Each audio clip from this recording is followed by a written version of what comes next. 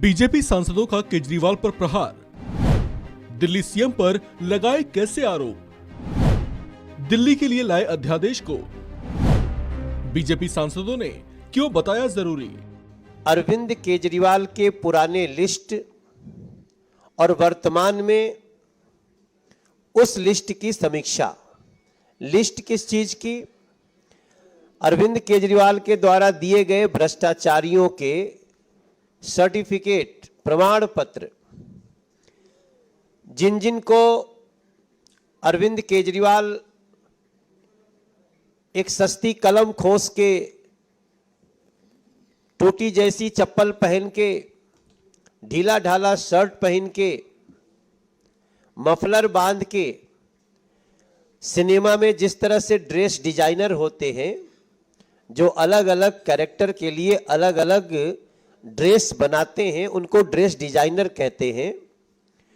उस हिसाब से उस भूमिका में उन्होंने एक अपनी छवि एक साधारण आदमी की बनाने की कोशिश की और ये शो करने की कोशिश की कि मैं एक नई राजनीति लेकर के आ रहा हूं और भ्रष्टाचार का सबसे बड़ा विरोधी अब मैं खड़ा हो रहा हूं।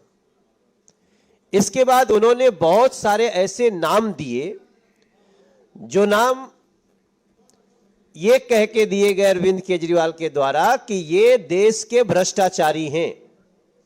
अगर आपको वो नाम याद होगा तो ठीक है, नहीं तो कुछ नाम तो हमें आज भी लिख करके रखने पड़ते हैं।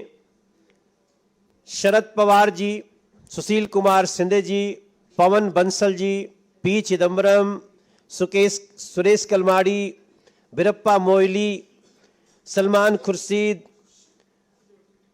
मुलायम सिंह यादव, श्री प्रकाश जायसवाल, जगमोहन रेड्डी, कपिल सिब्बल, कमलनाथ, फारूक अब्दुल्ला, लालू यादव।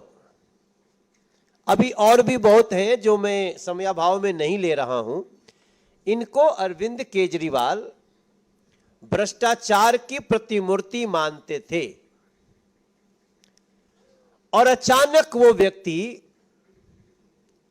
इन सभी लोगों से गलबहियां करने लगे।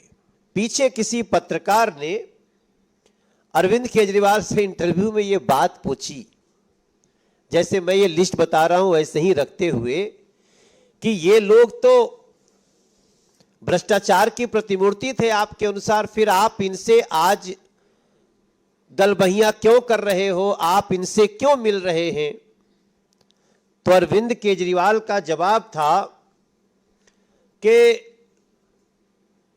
अभी हमको नरेंद्र मोदी और अमित शाह जी को हराना है, इसलिए मैं इनसे मिल रहा हूं। कि एक सुप्रीम कोर्ट ने जजमेंट किया, उसके ऊपर ऑर्डिनेंस लाने की जरूरत क्या पड़ी। सुप्रीम कोर्ट का जजमेंट आते ही इस सरकार के मुखिया ने सबसे पहले क्या काम किया? उन अधिकारियों को जो कि सबसे ज़्यादा भ्रष्टाचार के मसलों को इन्वेस्टिगेट कर रहे थे, टाइम बाउंड तरीके से उनको रिपोर्ट देने के लिए कहा गया था, उनको या तो हटाने के लिए प्रक्रिया शुरू कर दी या उनको उस जिम्मेदारी से मुक्त करने का काम शुरू कर दिया। और फिर एक नहीं, एक मंत्री कह रहा है कि चीफ सेक्रेटरी मुझे मारने की धमकी दे रहा है। हमारा ये मानना है कि एग्जिस्टिंग जो नियम है उसके अनुसार सर्विसेज का अधिकार, क्योंकि लॉ एंड ऑर्डर एडमिनिस्ट्रेशन में यूनियन का बहुत बड़ा रोल है और संसद का सबसे बड़ा रोल है, तो उसके तहत ये अधिकार केंद्र के पास है। और इसीलिए इससे पूर्व में एक और पहले जजमेंट आ चुका है, कई जजमेंट्स आ चुके हैं। हमारी मान्यता है कि ये पर्टिकुलर जजमेंट उनके कॉन्ट्राडिक्शन में है, मगर जैसे भी अगर हम इस जजमेंट को भी मान लें तो इस जजमेंट के तहत ही कोर्ट ने खुद लिखा है कि केंद्र सरकार चाहे तो कानून ला सकती है। तो कानून लाने की उसी प्रक्रिया में जब संसद अपना अभी छुट्टी पर है तो ऑर्डिनेंस को लाया गया है। और ऑर्डिनेंस इसलिए वैलिड है कि राष्ट्रपति के अधिकार को, जहां पे पूर्ण राज्य भी है, वहां पर भी चैलेंज नहीं किया जा सकता। तो यूनियन टेरिटरी के अंदर राष्ट्रपति के अधिकार को कैसे चैलेंज किया जा सकता है?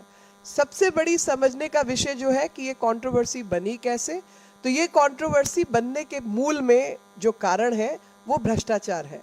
भ्रष्टाचार का कंट्रोल दिल्ली का मुख्यमंत्री अपने हाथ में चाहता है।